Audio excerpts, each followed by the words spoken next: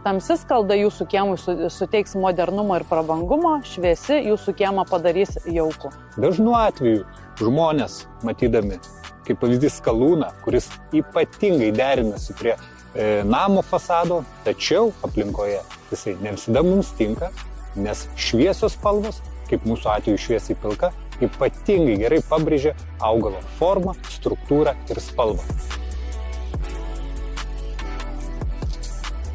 Natūraliausiai atrodo pilkiatspalviai, juoda, kreminė ir smėlio spalva. Blizgi skalda mums kartais ypatingai rišasi su architektūrinė dalimi, jeigu yra pakankamai moderni, taip ją mes galim pabrėžti. Tačiau natūrali skalda, jinai bet kokiu atveju visada geriausiai yra tinkama gamtoje.